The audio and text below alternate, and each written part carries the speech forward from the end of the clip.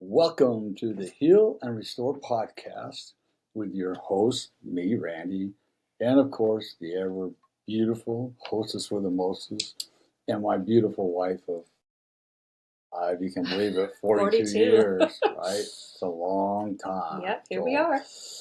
Oh, we are dedicated to helping couples and individuals strengthen their relationships through healing, growth, and honest conversation. Yeah, that's good.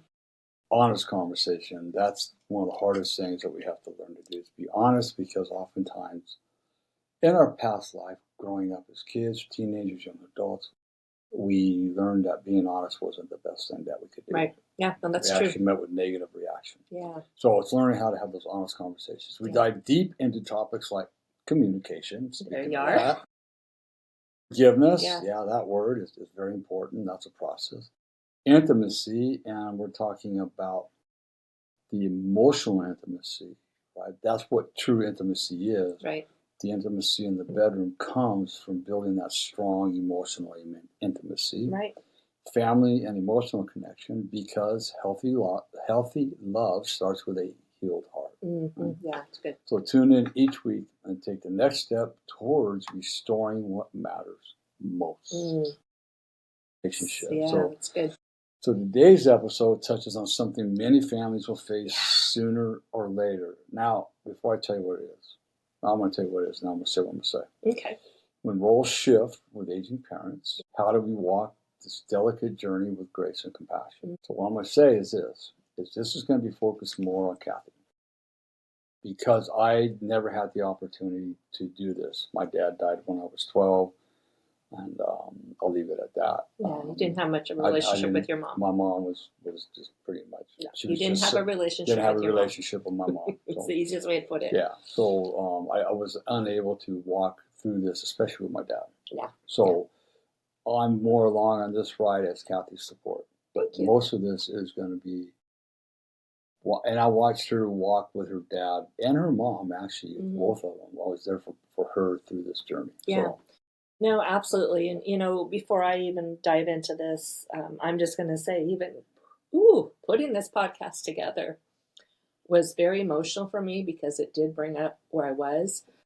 And honestly, I have a very good friend who I'm sure will be listening that is walking through this now. And so this is where my heart kind of led me to. So not only am I doing this for others and for my friend, but I realize that there's still healing going on within me. Oh, yeah. As a result of this. So grief and mourning have no timeline. No, whatsoever. Not at all. So the title, again, as Randy mentioned, is When Rules Shift with Aging Parents. How do we walk through this with this delicate journey with grace and compassion? So I'm going to set the stage. So when we are kids, when we're children growing up, we're looking to our parents always with guidance. We're looking for strength, and we're looking for support.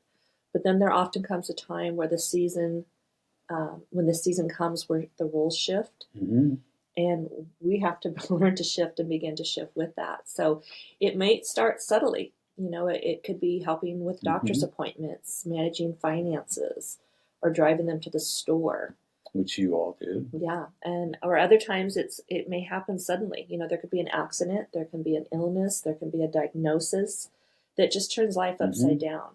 So when that happens, that shift can feel really, really heavy. And so there's grief, there's frustration, and then there's sometimes guilt. Yet there's also an opportunity to honor, to give back, and to deepen love. So for me, I'll just talk briefly about my mom. My mom's was more sudden. It was a sudden experience. She had her first heart attack, and things shifted, and realized, this is a new beginning for her, and a new beginning for me, and for my brother and my sister. And I did. And your dad. And my dad. Yeah, absolutely. My dad at that time. And because they had been married, this was the only marriage they ever had, and this was the only set of parents I ever had. So I do remember helping with doctor's appointments, taking her to the doctors. And, I had some really good experience with you with all your medical things. So I wasn't afraid of diving into that role. I felt very confident in that. But when it's your parent, it is a little different, because you know that there's Mortality. You're looking at the mortality that mortality. comes. Yeah, yeah. So for me, at the beginning, I kind of picked up my bootstraps and did what I had to Mm-hmm. do. And then when my dad was diagnosed with But dementia, your mom, eventually you walked with her, and then eventually she had that major yes, heart attack, and that was. I'll talk about that a little bit more because I was with your dad, yeah, and I had to walk through some stuff with him that was really hard. What that looked like is Kathy's mom was on life support, and the doctor said if she pulls out, she'll basically be a vegetable for the rest of her life. yeah, And so it was up to the family, basically up to her dad. What do I do? And I can remember walking outside with him, and he was just distraught. yeah, Just Randy, I don't know what to do. Dad, I can't make the decision for you, but the doctors have given you some options. You and Kathy and Don, you guys need to make a hard choice, whatever that is. Nobody's going to blame you for it, but mom's in a bad spot. She's not going to pull through this, and we're just going to be there to support you. And I had to support Kathy through all this as well. Having to sit there with her dad and talk to him about this was tough to see how distraught he was and that decision that he had. And I pray to God that nobody has to make that decision because it is brutal. Yeah, it was really hard. Yeah, it was hard really to watch, hard to see, and hard to experience. Yeah. So, needless to say, with my mom, that was the first experience of a stage shift, we'll put it that way. Yeah. And then when my dad was diagnosed, it was a slow process. He was diagnosed with dementia, Alzheimer's, and we started noticing things with him early on. But of course, my mom had been gone for many years. At that point, she'd been gone like 20 years when my dad was diagnosed. So he had 20 years without my mom. I think it's important to let everybody know that your mom and dad were tied at the hip. Yeah, they were kind of like us. They did everything together. Yeah, they really did. They were. And it was like when mom died, dad really struggled to live. But he lived for 20 more years alone. Yeah. So that's kind of where I started out, first losing my mom and then 20 years later having my dad being diagnosed with dementia. And boy, was that a whole new thing. And we're gonna jump into some of that. So what do you got next here? Let's talk about naming the challenges because it's important on this journey. Yeah. So let's talk about some of those challenges, right? One of them is the emotional weight that the caregivers are going to be carrying. Watching our parents decline, it really does remind us of their mortality and our own mortality, depending on where we are in life. Right? It can stir fear, sadness, and even one of the stages of grief is denial. Yeah, right. No, that's true. It's like this can't be happening. Some parents are like way healthy, and others are. It's just like there's a lot that we have to wrap around when we're losing. Like this. Absolutely. And we're watching the decline from a once strong, supportive parent that could, carry the world on the back. Yeah, that's what we. Our superheroes. Our superheroes, kids, right? And all of a sudden, they're declining really quick. So that's a lot of emotional weight. Yeah. Then you have the family dynamics. That's old sibling rivalries or unresolved family issues may resurface when decisions need to be made. This is a critical time. And one of the things, we've dealt with a couple people walking through this in the last year. And one of the things that happens quite often, it might be an estranged sibling that hasn't been around for many, many years. Why? We don't know. It could be a number. All of a sudden, they show up and they want to start taking control of everything. Well, then the attitude comes in, where were you for the last 2 years when we've been walking through this with mom or dad? So we have to be very careful on the family dynamics, right? We have to remember that if you're a strange member of the family, right, you can't just walk in and take control. I just want to say that right out loud. Like with Kathy's family, they were all bonded together. For the most part, I stayed out of a lot of the stuff. I talked to Kathy behind the scene, and every once in a while, I would just inject some really kind, loving words. But they had ultimately, because they were such a loving family, they were able to figure this all out between the three of them. Yeah. So that really helped a lot, and that's the best way to do it. We're going to walk in with a declining parent, and we're carrying this negative energy. It's not going to help our declining parent. No, and then you have some families where there are no other siblings. There's just one Right. sibling left, Right. and then that person, that individual takes on all of it. Talking about role confusion, which you have right here, Right. that's the other area. You feel caught between honoring their independence and stepping in for their safety, Yeah. especially when it comes to the declining sibling. And then there's the burnout risk. Mm. Caregiving is not shared. If it's not shared, If there will be a it's not burnout shared, for sure. if it's not shared, it's going to be a big burnout. It can drain us emotionally, physically, and spiritually. What I will say in this whole thing, right? All of Kathy's brother, her sister and brother. Kathy kind of took the helm physically, making sure Dad got to the appointments, did all that. But after conversing with both her sister and her brother, Mm-hmm. her sister was out of town, but she was very communicative with Kathy. Yeah.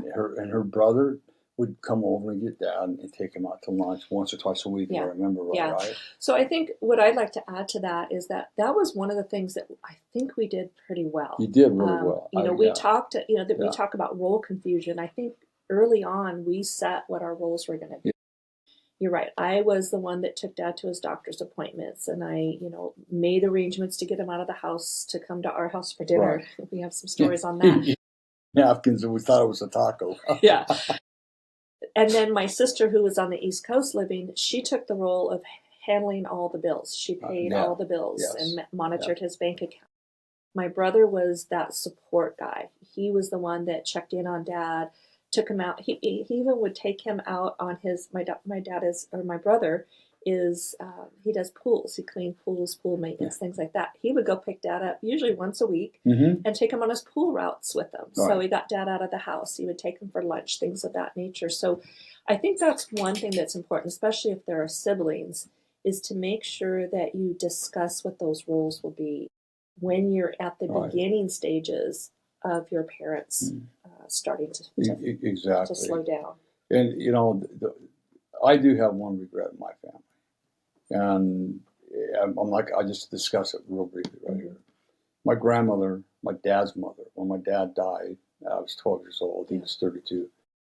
His mom and dad, my grandmother and grandfather, never abandoned me. Mm-hmm.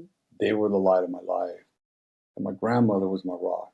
She's the patriarch of the family. And when my grandmother, in the last year she was dying, the one regret I had, and I made my amends to her sitting at her gravesite, but was that I never went up to see her. And I did talk to my aunt about this, and she said, "Man, you don't need to come see her because she's not the grandma you used to know." Right? But still, even with that affirmation from my aunt, it's a regret I had. I should have gone up and at least in the early stages and been there for her. I mean, they were 2 hours away from us, 3 hours away from us, but I could have made that drive once or twice a month. Yeah, no,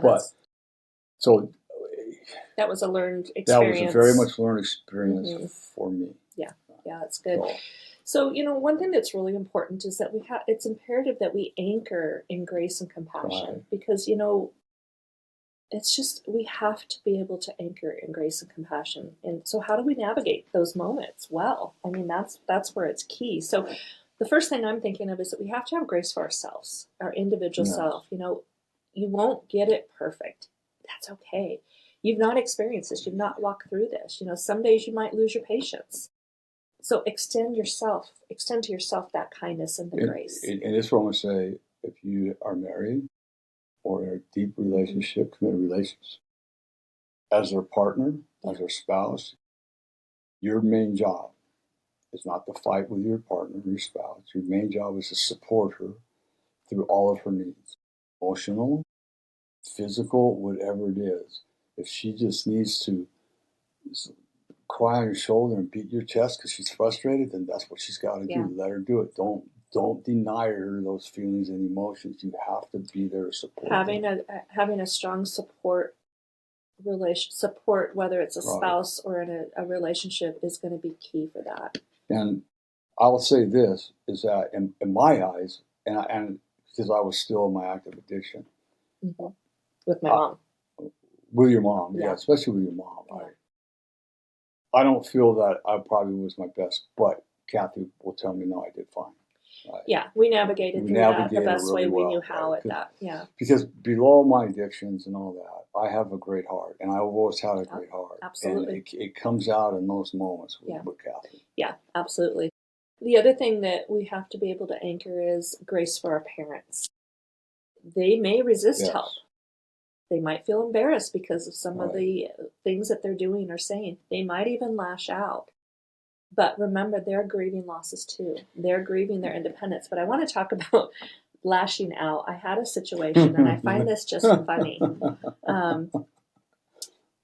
I set up to have my dad, who was now living in a home where he had caretakers 24/7.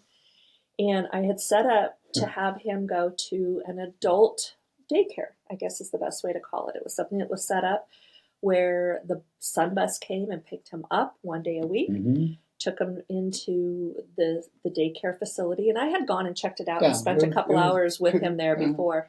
And he was just not happy. Now, I will tell you that unless my mom made the plans, my dad didn't make plans. Right. Mom was the planner. So here I am in the role of mom and making these plans to get him to this daycare. And he did not like it. And he was upset. And he called me excuse my language, he called me a bitch. And I remember looking at him and I thought to myself, Dad, that is not nice. And his reaction was, well, you are.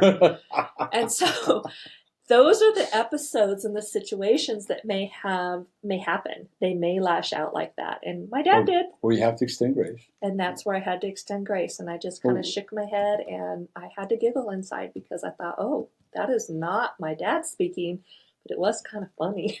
So I want to mention something on compassion. Well, let me just get into compassion because I haven't gotten to that one yet. So compassion in action. I was talking grace. I'm sorry. Oh, you want to talk about grace? Sorry. Okay. I was looking at compassion, but I want to talk grace. Is that a lot of times parents and children have rough goings. First of all, I want to preface it by saying for myself, with my mother's situation, it was extremely toxic. It just wasn't.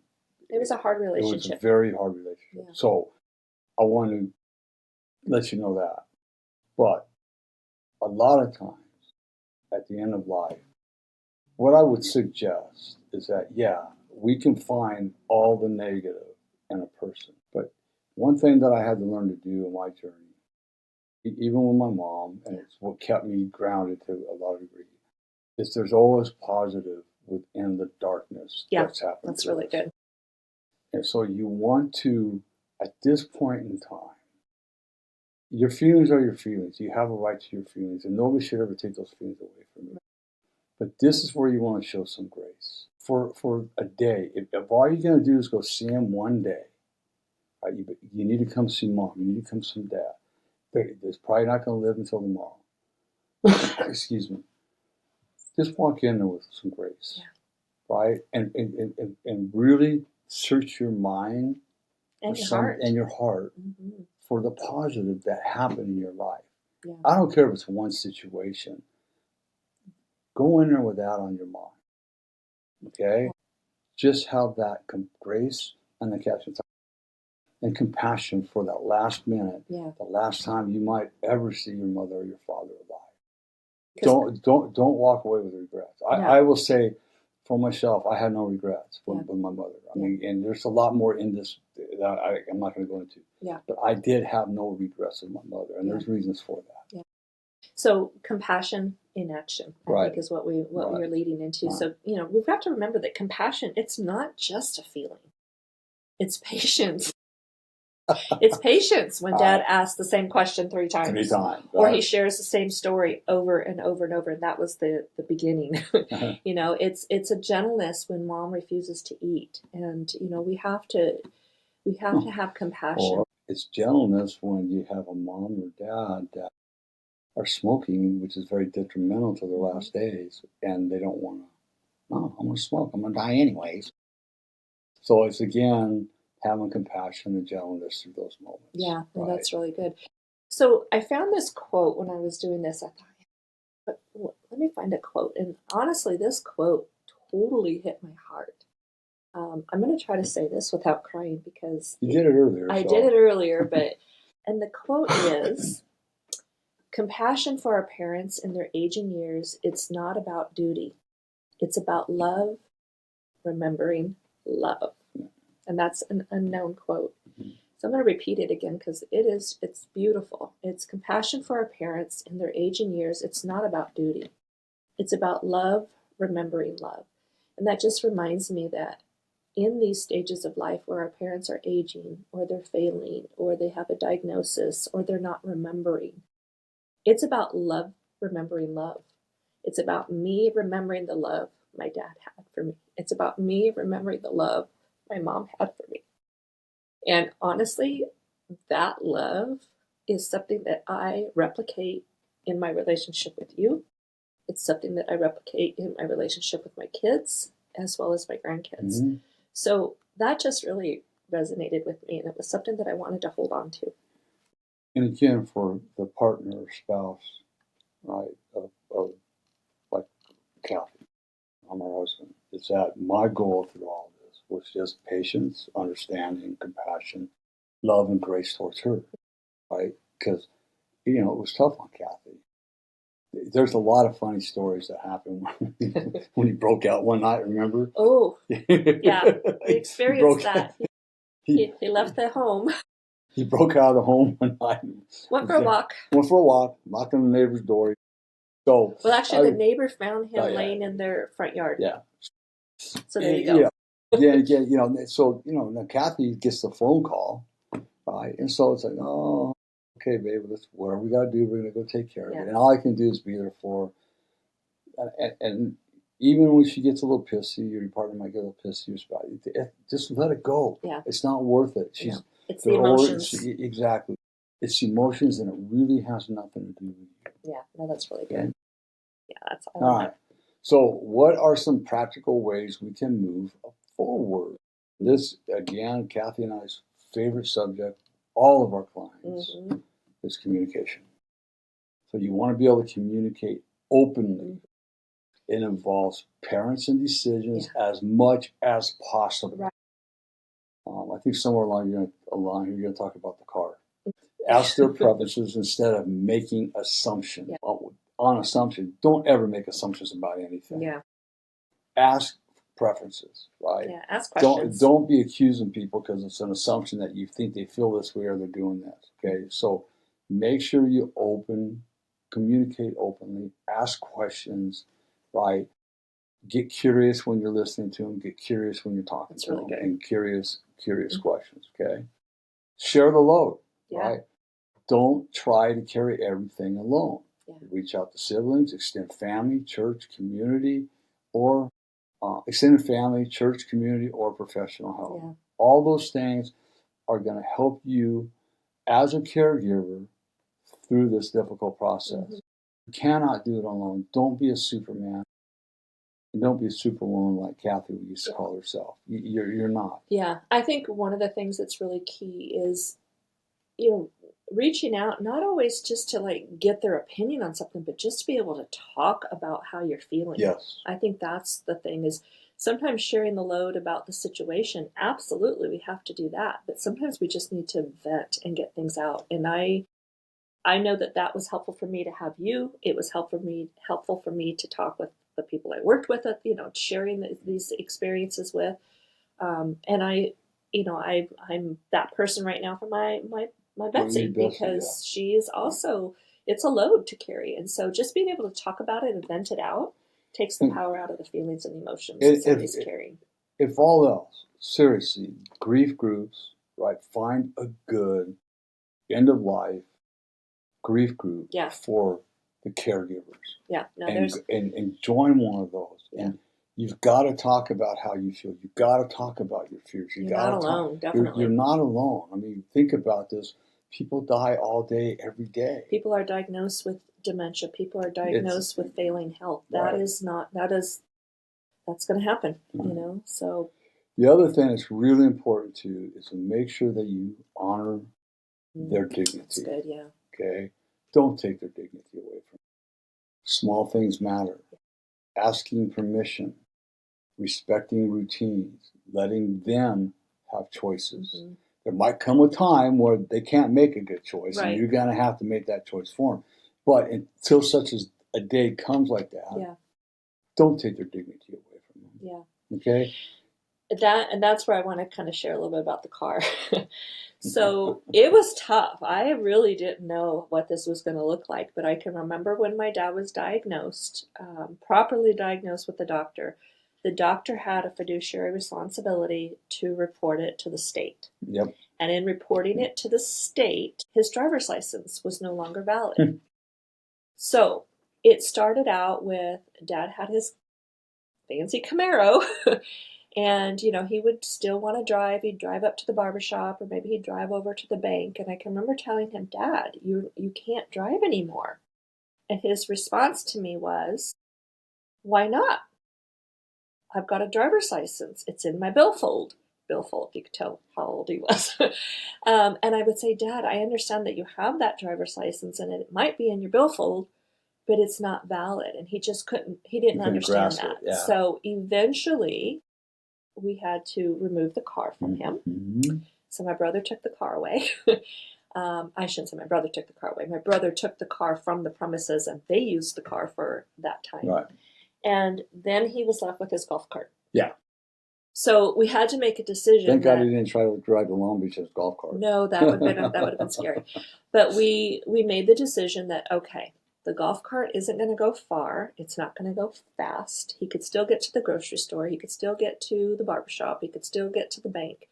So we did keep the golf cart for a extended period of time until eventually we gave it to your aunt. But yeah, so, we have to honor their dignity, but there is, like you said, there's going to come time where we have to make hard decisions to protect their safety. And I want to say this with a lot of love and respect. Sometimes we have to deceive them. Yeah. Sometimes that comes with a power of attorney. Yeah. Right. I think, there was a situation where Kathy and her sister and brother had to do that. And it's not no disrespect to the parent or nothing. It's just for their safety. It's for their safety.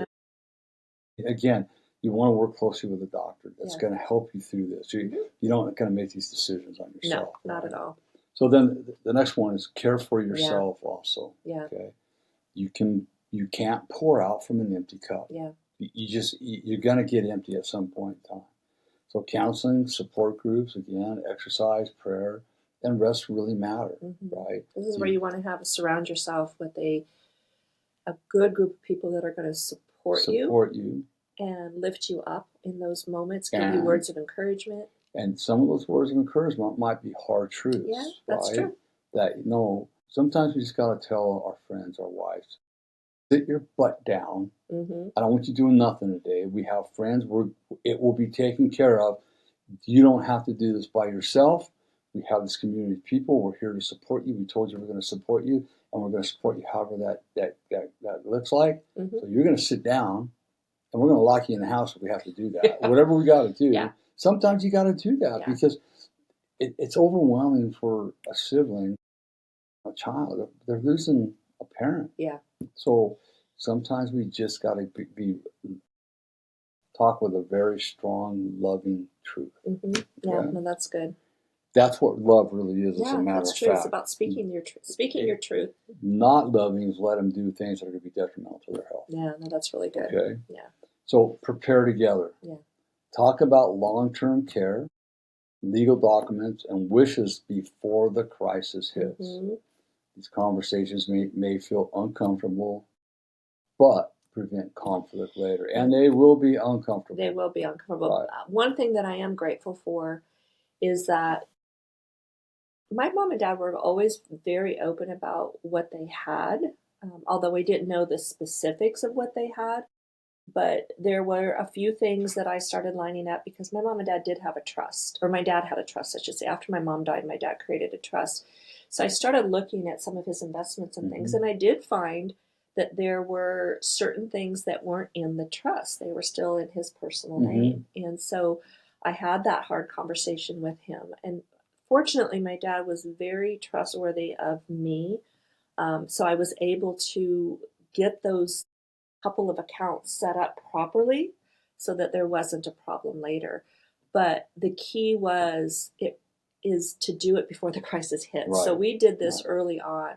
It wasn't too long after we moved him in, when we realized he couldn't live alone, that we made sure that his financial, not only the responsibilities, but all of his investments were properly set up so that we didn't have to create struggle down the road. Right. Yeah, so that was really Right. important. So that way everything's laid out, Mhm. right? It's all spelled out. There can be no fuss, muss, or anything like that. Yep. This is the way it is. And you just got to make sure you have a good executor Or trustee or of your trust, whatever trustee that looks like. of your trust Yeah. to make sure that it gets handled quickly and properly. And I will say, from my experiences of working in escrow for 42 years, I have seen where there have not, and I'm not a financial person, I am not a legal person, but I have seen where families have not properly set themselves Mhm. up. And I'm going to encourage you, if you personally do not have life estate planning established, do it for yourself now. If your parents don't have it, get in touch with an attorney that can give you guidance, because that is one of the things that will cause stress. Yeah. It will cause conflict, and it could potentially cause sibling conflict. So if you are still kicking and healthy and everything, get your financial things in order. Talk to an attorney. Yes. I'm sorry, I Absolutely. just felt like I had to No, say that. it's you have to. One of our clients, I had this discussion with him yesterday, in detail. So, Yeah, making sure. Yeah. So I know I've shared a little bit of personal things that have happened, but I just want to share one more thing about this before we close this out. So I can remember when my dad started forgetting things and I had to step in more. And I realized quickly that it wasn't just about caring for his needs, but also tending to my own heart in the process. And I can remember, I can visualize this, and I'm not very good at remembering a lot of things, but this really stands out to me is we were sitting around his patio table at his house in Palm Desert, and he shared the story over and over again. And I realized, okay, we have a situation on our hands. But then the key came when I was at work and I got a call from the sheriff's department. And they asked me if Jerry was my dad. And I said, well, yes, he is. He says, okay, well, I'm here with him now. It appears that he is thinking that somebody took some checks of his. And I'm a little concerned. His house looks in order. The bed's made, the laundry is done, the house is clean, so everything looks to be good. But I am a little concerned about his memory, because the checks that he claims he never got, that he thought were stolen, were actually cashed. We have video of him at the bank making the deposits. We have copies of the checks that show he endorsed them. And I was like, okay, this is where things are shifting for us. And so I kind of giggled and laughed, but I had to reassure the sheriff, thank you for calling. Yes, we have noticed these things. I think this is time for us to take action. Right. So that was kind of our beginning, but where it really went downhill was my dad was always an early riser. Yeah. And, 4 o'clock in the morning, he'd go out and get the paper, come back in the house, grab his cup of coffee and sit down. And he was the old paper guy, where he read his paper. He had a cleaning gal that came to the house regularly for him, and she lived in the community. And she drove by, and I think it was around 5 or 6 o'clock in the evening. It was about 6 o'clock in the evening, and she noticed his newspaper was still in the driveway. So that caught her eye. So she came into the house, and she found my dad laying between his bedroom and the doorway to the bathroom. And she says, Jerry, what are you doing? And his answer was, I'm sleeping. Apparently, I don't think he fell down because there was no blood. He wasn't cut, and my dad would have been a bleeder if he had gotten cut, but he had fallen down or laid down and fell asleep. And come to find out, he had a urinary tract infection. And so that put him into the hospital, which then led him to, what do they call those care facilities? Like a nursing home for a little bit of time. And from there, we were able to put him into his care home where he lived out the rest of his life. So that was like a 5-year process from the time the stories began repeating themselves to the house cleaning lady finding him on the floor to get him into the hospital and then into his care facility. But Right. we had a very good experience with his care facility. It was a private home, Very good. Yes. not too far from our neighborhood. My brother and I were able to dash over if we needed to quickly. And I think that was key too for the long-term care that he had. It was good, healthy care. Mm-hmm. And so we were grateful for that. It cost us a little money, but we were able to move finances and make things work for his extended care for those last 5 years of his life. So, you know, I don't have a whole lot more than I could add to any of this. Besides what I've said. Just know that the best thing you can do for your spouse or partner in this kind of a crisis, right, is just be there for them, right? Like I say, treat them with grace, with compassion, lots of love, lots of understanding, lots of caring. You know, sometimes, you know, we're talking about the caregiver taking care of themselves. We also, as the support to the caregiver, we need to make sure we take care of ourselves also, right? Yeah. Because it can be like it was 5 years that Cathy went through this, right? And so it can drag out for quite some time. And there's a lot of unknown during this whole period, right? There a lot of questions come up. So you got to make sure that not only are you there for your spouse, right? But as a supporter, you need to take care of yourself. And you need to have some support around yourself as well, right? Yeah. I mean, it might not be as extensive as what your spouse or partner are going to need, but you're going to need support. You're going to need somebody to just sit there and chew the fat with and just, you know, man, I'm just tired. If you want to whine and complain, do that. Whatever you got to do. Always need somebody. And I say whine and complain. I don't mean, I mean that for, you know, I don't mean it in a harsh way. I mean, if you got to get stuff off your chest, get it off your chest. That's good. Right? And, you know, find somebody, right, that's willing to, and even the caregiver. This is critical, very critical. Find somebody that will sit there and listen to you without interrupting you and without trying to fix you. Yeah. That is so critical. Yeah. Because all you need is you just need to be heard. Yeah. And a lot of times, just getting it out and having somebody say, man, gives you space to breathe again. Yeah. I don't know what I can do. Just know that I'm here for you. Yeah. And I can understand why you're struggling. That's all we need sometimes. Just a little affirmation. Yeah. Well, I don't know that I've ever told you thank you.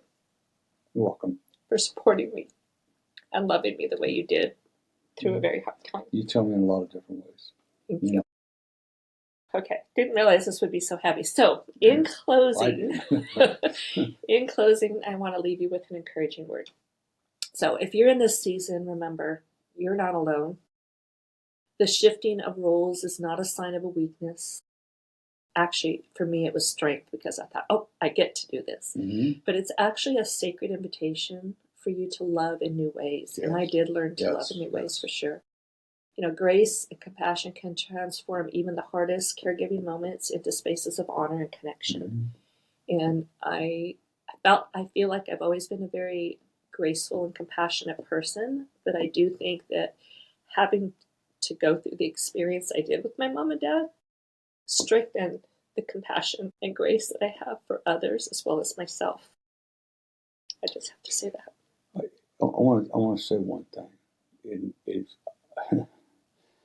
When we got the call that Jerry had passed away, we went over to the house. And we walk into the bedroom where he was. He's still laying there peacefully. I think I know where you're going with this. And we pulled the covers down for some reason. And he had, what t-shirt did he have on? His Hawaii t-shirt. His Kona t-shirt. His Kona t-shirt. They love Kona, Hawaii. They've been going to their timeshare for 30 plus years. And all Cathy could do at that time was laugh. Yep. Right. So even in a deep moment of despair, you can find a moment to laugh. Well, and it was with no disrespect. No, my thought was his dad went out the way he wanted to go out. And I will tell you something that I'm not even sure if you know. What? I have that t-shirt Oh, I didn't know. sitting Yeah. in my drawer. And he probably went out sitting on the beach with Mom and Kona. Yeah, no, I know. Right? You I know know. what I mean? So, yeah, I have that T-shirt in my drawer. Haven't got rid of it. It's folded. It's washed and folded. I never knew that. Huh? Yeah, it's still there. So I would like to make a call to action. If this episode spoke to you, we'd love for you to share it with a friend who might be walking through a similar road. Subscribe, leave a review. Let's just continue these conversations together. We would love your feedback.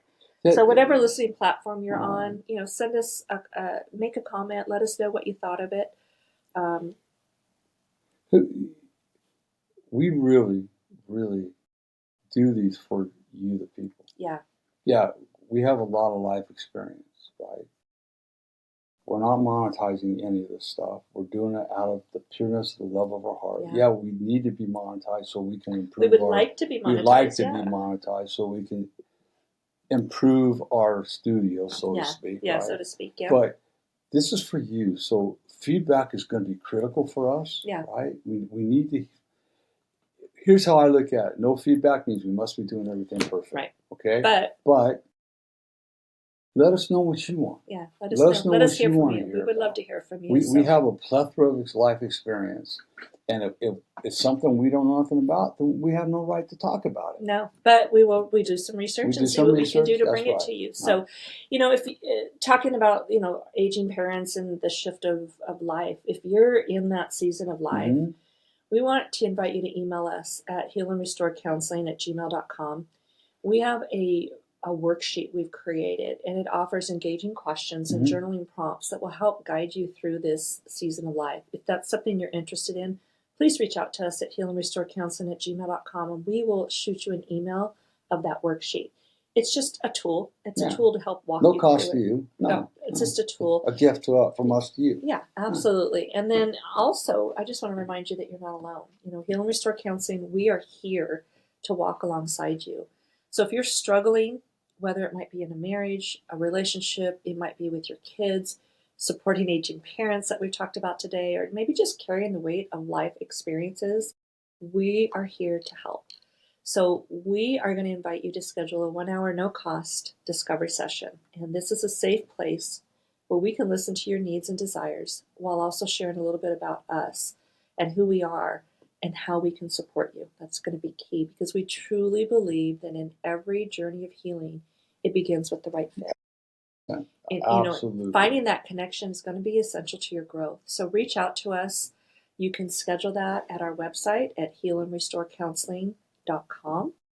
And we would love to hear from you and walk with you. We can set these up through Zoom. We can set these up in person if you're local to us. We have clients currently throughout the country, and we're grateful and honored that we can journey into health and wellness with these people. So, thank you for joining us today on the Heal and Restore podcast. We're grateful that you joined us. Yeah. Until next time, may you walk in grace, extend compassion, and find peace in the shifting seasons of life. Yeah, that's so good. And we're stepping into a lot of those seasons. Thank you for supporting me in my crazy idea. But this was all Cathy today, and that's okay. You did good. You added quite a bit to it. I knew that that's how it would have to go. I